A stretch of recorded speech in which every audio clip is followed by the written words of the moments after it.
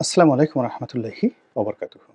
সম্মানিত দর্শক, বর্তমান অন্তর্বর্তীকালীন সরকারের স্থায়িত্ব, ক্ষমতায় থাকা, তারা কবে নির্বাচন দিবে কি দেবে না, এবং নির্বাচনের সময় তারা পক্ষপাত দুষ্ট থাকবেন কি থাকবেন না, তারা তাদের যে কিংস পার্টি, এই পার্টিকে তারা যে ফেভার করছেন এই মুহূর্তে বা পাত্তা দিচ্ছেন, এটি যদি তারা অব্যাহত রাখেন তাহলে তো তারা রাজনীতির ময়দানে নিরপেক্ষ হিসেবে নিজেদেরকে প্রমাণ করতে পারবেন না।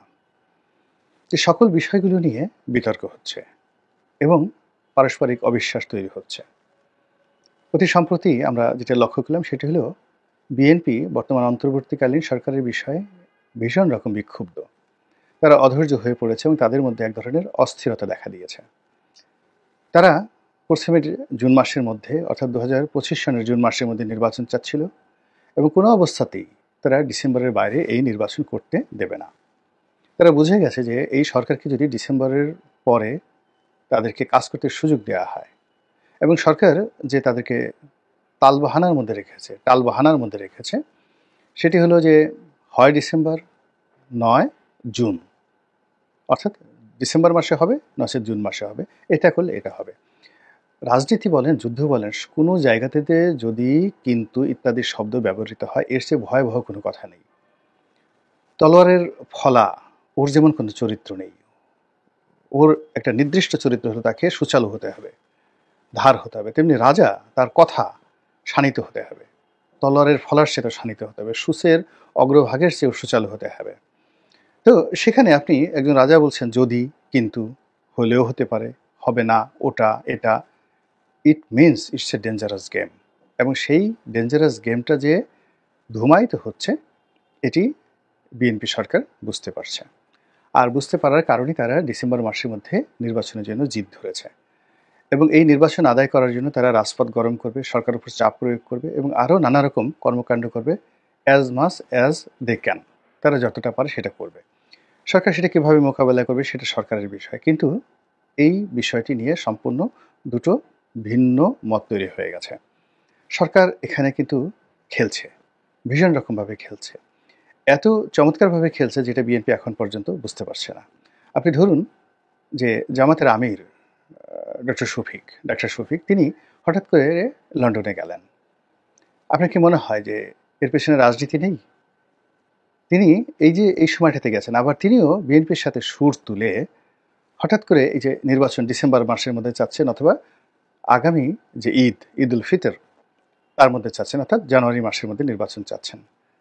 আপনার কাছে কি মনে হচ্ছে না যে এটা একটা যেটিকে বলা হয় প্রেসক্রাইবড, কেউ একটা লিখে দিয়েছে, সেই অনুযায়ী সেটা অভিনয় করা হচ্ছে?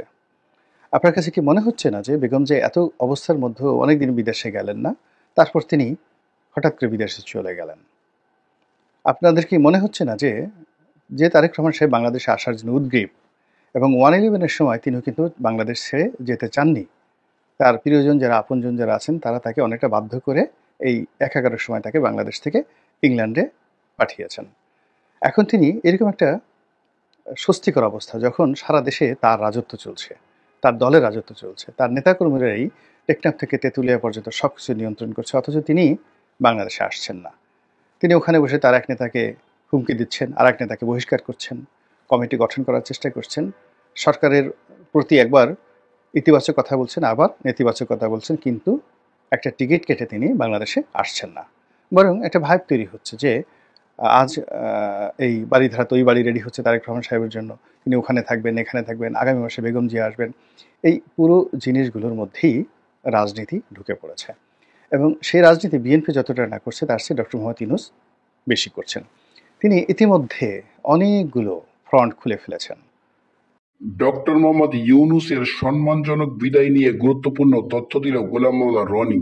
দল মাঠে আছে, কেউ বিএনপির সাথে আছে, কেউ বিএনপির বিপক্ষে আছে, কেউ কিংস পার্টির সাথে আছে, কেউ কিংস পার্টির বিপক্ষে আছে। এবং প্রশাসন থেকে শুরু করে যত ব্যুরোক্রেসি রয়েছে, সিভিল, মিলিটারি অ্যান্ড জুডিশিয়ারি, সব জায়গাতে এক ডজন এখানে বিভক্তি, এক ডজন বিভক্তি। এবং এই বিভক্তির কারণে কেউ এখান থেকে যে বিদ্রোহ করবে, এখান থেকে যে কেউ সরকারের পথে বাধা সৃষ্টি করবে, এই অবস্থায় কিন্তু নেই। এবং এই বিভক্তি তৈরি করাটাও কিন্তু একটা যাকে বলা হয় রাজনীতি। এই যে প্যালেস্টাইনকে নিয়ে একটা বিরাট সম্মেলন হলো, আপনার কি মনে হয় যে এটার পেছনে সরকারের মদত ছিল না, সরকারের গ্রিন সিগন্যাল ছিল না? সেখানে এরকম একটা পলিসি করা হয়েছে, যারা এই আহ্বানটি দিয়েছেন, এই ডাকটি দিয়েছেন এবং সমস্ত মানুষকে এক মঞ্চে এনেছেন, আনার পরে আগামী 1 মাস অন্তত এটার একটা যাকে বলা হয় ইমপ্যাক্ট সোসাইটিতে থাকবে। এর আগে ভারত বিরোধী একটা মনোভাব তৈরি হলো এবং প্রধান উপদেষ্টা সবাইকে ডাকলেন, সবাই সেখানে গেল, 1 মাস সব চুপচাপ। আবার এখন এই যে ভারত ট্রানজিট বন্ধ করে দিয়েছে, এটার এগেনস্টে 2000 কোটি টাকা আমাদের লস হচ্ছে। আবার বাংলাদেশ কাউন্টার সেই যাকে বলা হয় ভারতের ট্রান্সশিপমেন্ট বন্ধ করতে চাচ্ছে, এখনও করেছে কিনা আমরা জানি না। আদানির বিদ্যুৎ নিয়ে সমস্যা হচ্ছে, সারা দেশে লোডশেডিং চলছে। এই সব কিছুর মধ্যেই রাজনীতি ঢুকে পড়েছে এবং সেটা যারা ক্ষমতাসীন রয়েছেন সেই ক্ষমতাসীন লোকদের রাজনীতি চলছে। এবং আপনারা জানেন যে সিংহাসন এমন একটা বিষয়, এখানে সিংহাসনে একক কোনো ব্যক্তি কাজ করেন না। ডক্টর মোহাম্মদ ইউনূস এখানে একক কোনো ব্যক্তি নন, তার সঙ্গে অন্ততপক্ষে কয়েক হাজার মানুষের রিজিক জড়িত, জীবন জড়িত, জীবিকা জড়িত, মরণ জড়িত, বেঁচে থাকা জড়িত। ফলে এই মানুষগুলো অর্থাৎ যারা ইতিমধ্যেই ডক্টর মোহাম্মদ ইউনূসের কাঁধে কাঁধ মিলিয়ে ফেলেছেন দেশে এবং দেশের বাইরে, তারা তাকে ক্ষমতায় রাখার জন্য, ক্ষমতা জিয়ে রাখার জন্য অথবা সসম্মানে ক্ষমতা থেকে বিদায় দেওয়ার জন্য বা তার সেফ রিটার্ন বা সেফ এক্সিট যেটাকে বলা হয় সেটির জন্য শতভাগ নিশ্চয়তা লাভের যে গ্যারান্টি, এটির অনুসন্ধান তারা করছেন এবং এখন পর্যন্ত তারা সেই জিনিসটি পাননি। বরং তারা যেটা আশঙ্কা করছেন সেটি হলো এই গত 7 মাসে যে রাজনৈতিক প্রতিহিংসা আমরা দেখেছি, নিত্য নতুন রাজনৈতিক প্রতিহিংসা দেখেছি, সমাজের উপর যে স্টিম রোলার চলেছে এবং এখন রাজনৈতিক প্রতিপক্ষকে দমন করার জন্য বিভিন্ন পক্ষ যে কাজগুলো করছে সেটা সরকার করছে, আইন আদালত করছে, তারপরে পেশাজীবীরা করছেন, বিএনপি করছে, জামাত করছে, আওয়ামী লীগ করছে, জাতীয় পার্টি করছে। এই কৌশলগুলো পুরোটাই আগামীতে আরও মরণঘাতী হয়ে পড়বে। মরণঘাতী অর্থ যে এখন হুমকি ধামকির মধ্যে, শারীরিক নির্যাতনের মধ্যে, জেল জুলুম হুলিয়ার মধ্যে এটি আবদ্ধ আছে, কিন্তু যখন এটি রক্তাক্ত হবে এবং জীবন মানের উপর এটা যখন হুমড়ি খেয়ে পড়বে, কারো জীবন বিনাশ ঘটাবে, তখন বুঝতে পারেন যে পুরো বাংলাদেশের পরিস্থিতি কী অবস্থা হয়ে যাবে। তো কাজে এখন যারা ক্ষমতায় আছেন তারা আশঙ্কা করতেই পারেন যে আগামীতে যদি তাদের পতন হয় এবং একটি বিধিবদ্ধ নিয়মে যদি তারা প্রস্থান করতে না পারেন, কিংবা যারা ক্ষমতায় আসছে তাদের সঙ্গে তাদের বন্ধুত্বটা যদি খুব গাঢ় না হয়, বিশ্বাসযোগ্য না হয়, তাহলে সেক্ষেত্রে কারাগার, হাতকড়া ইত্যাদি, হেলমেট, যা কিছু আমরা এখন দেখছি কোর্ট কাছারিতে, এগুলো যে তাদেরকে তাড়া করবে না তা নয়, তাদেরকেও তাড়া করবে। ডক্টর মোহাম্মদ ইউনূসের বয়স 86 বছর, সো হোয়াট, আমর সাহেবও তো একই বয়সী লোক, আমির হোসেন আমু, তাকেও তো সেখানে তোলা হচ্ছে। এখানে তো বয়স কোনো বিচার এর বিষয় হচ্ছে না বা কাউকে এক্সকিউজ করা হচ্ছে না। বা 111-এর সময় শেখ হাসিনা বা বেগম খালেদা জিয়াকে যেভাবে সম্মান জানিয়ে 111-এর লোকজন তাদেরকে আলাদা বাড়িতে রেখেছে, আলাদা বিচারালয় করেছে, সম্মান এবং মর্যাদার সঙ্গে খাবার দাবার দিয়েছে, কিংবা বেগম জিয়া যখন জেলখানাতে ছিলেন তার সেবা করার জন্য সমস্ত জেল কোড ভঙ্গ করে তার যে কাজের সাহায্যকারী রহিমা তাকে পাঠানো হয়েছে জেলখানাতে। তারপর তার আত্মীয় স্বজন সেখানে নিয়মিত গেছেন এবং পরবর্তীতে প্রধানমন্ত্রী বিশেষ ক্ষমতা ব্যবহার করে তাকে এক্সিকিউটিভ অর্ডারে জেলখানা থেকে বের করে তার বাড়িতে থাকার জন্য সুযোগ করে দেওয়া হয়েছে। এখন এটা তো এই মুহূর্তে কল্পনাই করা যায় না। এই মুহূর্তে যদি শেখ হাসিনাকে বাংলাদেশে পাঠানো হয়, তাকে গ্রেপ্তার করানো হয়, তাহলে আপনি কি তাকে সুধা সদনে বা ক্যান্টনমেন্টের কোনো বাড়িতে অথবা সরকারি কোনো বিলাসবহুল ভবনে বা সংসদ ভবনের কোনো রাজকীয় ভবনে সেই 111-এর মতো রেখে আলাদা ট্রাইব্যুনাল করে তাকে বিচার করার সুযোগ দেবেন? নাকি ডাক্তার দীপুমণির মতো তাকেও হাতকড়ি পরিয়ে, হেলমেট পরিয়ে তাকে ঢাকা কোর্টে উঠাবেন? নাকি আরও, অর্থাৎ তার হাতে পায়ে ডান্ডাবেড়ি পরানো হবে, হাতে ডান্ডাবেড়ি, পায়ে ডান্ডাবেড়ি, গলায় ডান্ডাবেড়ি, এবং এই অবস্থায় তাকে উঠানো হবে? আপনি একটু চিন্তা করেন তো যে আমাদের এখন যাদের হাতে ক্ষমতা তারা কোনটা পছন্দ করবে? নিঃসন্দেহে ডান্ডাবেড়ি পছন্দ করবে।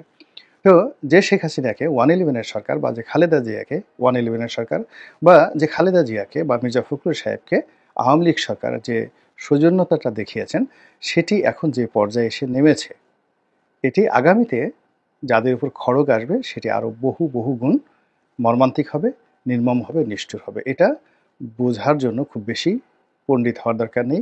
এই সমাজের একজন পাগলও এই কথাটা বুঝতে পারে। ফলে যারা ক্ষমতায় আছেন তারা শতভাগ গ্যারান্টি চাচ্ছেন, তারা শতভাগ সেফ এক্সিটের নিশ্চয়তা চাচ্ছেন, এবং তার বাইরে তাদের যারা আপনজন যারা আছেন তারা সবাই বলছেন যে না, গ্যারান্টি দিলেও যাওয়া যাবে না, সুযোগ যেটা পেয়েছি এমনিই মরতে হবে, যদি মরতে হয় তো একেবারে ক্ষমতায় থেকেই আমরা মরব, শেষ সময় পর্যন্ত আমরাই নির্বাচিত, আমাদেরকে জনগণ নির্বাচন করেছে, আমরাই ভালো কাজ করতে পারছি, আগামীতে যারা আসবেন তাদের অনেক অনেক দুর্নাম থাকবে, বদনাম থাকবে, দরকার নাই, আমরা এই ক্ষমতা ছলে বলে কৌশলে চালিয়ে যাব। এরকম বুদ্ধি দেওয়ার মানুষের আমাদের এই সমাজে কি অভাব আছে? এবং আপনারা তো শুনতে পাচ্ছেন এই কথাগুলো। ফলে রাজনীতি আগামীতে আরও জটিল হচ্ছে, আরও কুটিল হচ্ছে, এবং সব কিছুই অনিশ্চয়তার মধ্যে চলে যাচ্ছে। যারা ক্ষমতা আছেন তারাও জানেন না কালকে কি হবেন, যারা ক্ষমতার বাইরে আছেন তারাও জানেন না কালকে কি হবেন, আপনি আমি আমরা কিছুই জানি না। এর কারণ হলো যে কুকর্ম পুরো জাতি করেছে, সেই কুকর্মের দায় আমাদের সবাইকে একটা নির্দিষ্ট সময় পর্যন্ত ভোগ করতে হবে।